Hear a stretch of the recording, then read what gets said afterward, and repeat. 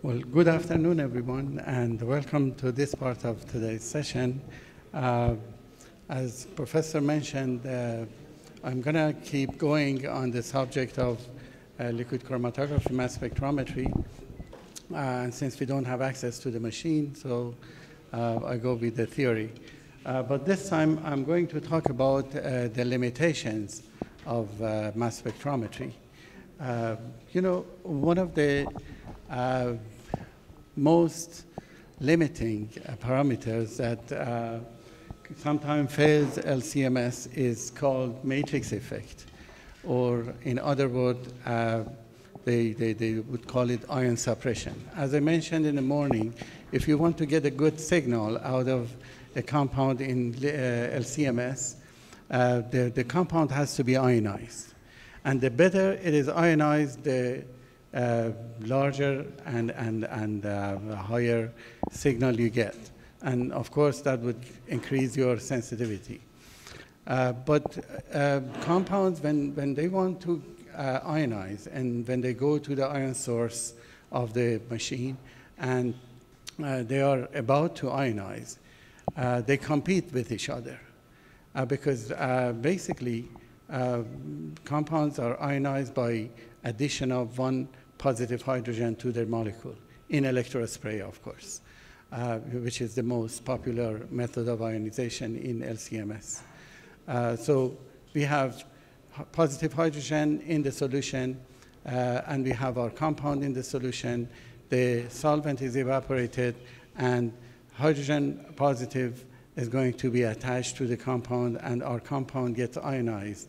And of course, one mass unit is added to the molecular weight of the compound. That's how the ionization takes place. It is very simple when we have just one compound in a solution, like in water or maybe in methanol. But if you have more complex matrices, for instance, you have extracted the compounds out of an agricultural product, for instance, like fruit. As the professor mentioned, we use Ketcher's method to clean up. But Ketcher's method and the other methods of sample preparation would not take care of all the interfering agents. So we do have interfering agents in our solution when we are going to inject our samples to the machine. And this causes problem. You see, if you have a simple solution of this molecule at 4 nanogram concentration, and you do the ionization, let's say all the 4 molecules are ionized, and you inject it to the machine, and you get a signal like this. But if you have other compound or other interfering agents in your solution beside your compound, they do compete with our analyte, with our compound of the interest for ionization. And let's say the same 4 nanogram concentration of the compound, when it is ionized, just half of the molecules are ionized, and the other half is not ionized. So if you inject this sample to the machine, you get this signal. And you're going to report that this sample is 2 nanogram instead of 4 nanogram. And this is a big error. And this is where the problem starts. And as I said, this is called ion suppression, or suppressing the signal because of the interfering agents that we have in this sample.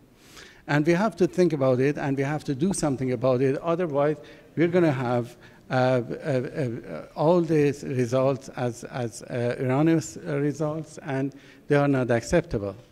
So what do? We usually use internal standard to prevent and overcome this problem. And what is an internal standard? Let's say we have this blue colors as our analyte of interest.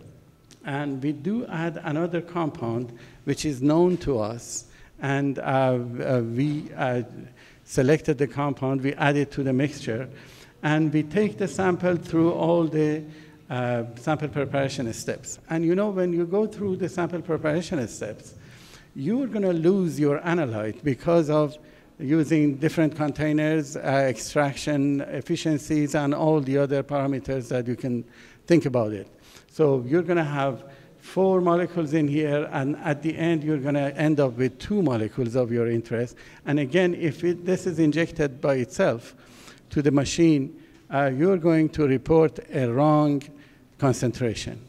But if you add another compound at a certain known concentration to the sample at the beginning, and you take all the samples through the sample preparation steps, whatever happens to your analyte is going to happen to the second compound, which is called the internal standard.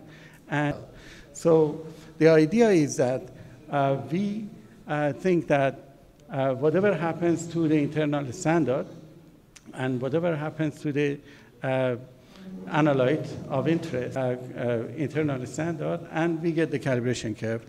Now, if I have an unknown compound, unknown sample, I'm going to do the same thing on the unknown sample, and I'm going to come up with a ratio in here that is interpolated on the calibration curve, and the concentration is going to be correct, because whatever is happened to the compound of interest is reflected on internal standard, and it is taken into consideration, and everything is fine. This is the philosophy of using internal standard. But you know, when you want to choose an internal standard, you have to have some criteria. You know, when you want to choose and select an internal standard, the internal standard has to have the same similar physical-chemical properties to your analyte. For instance, if your analyte is a carboxylic acid, then internal standard has to be selected as a carboxylic acid. And because you want internal standard to behave exactly just like your analyte of your interest. And the selection of internal standard is a difficult and very crucial step in the analysis. If you select the wrong internal standard, everything is going to be wrong, and you're not going to get anything out of it. So this is one problem. Why? Because, you know, let's say you're doing classic spectroscopy, let's say HPLC UV, and you use internal standard, and you select your internal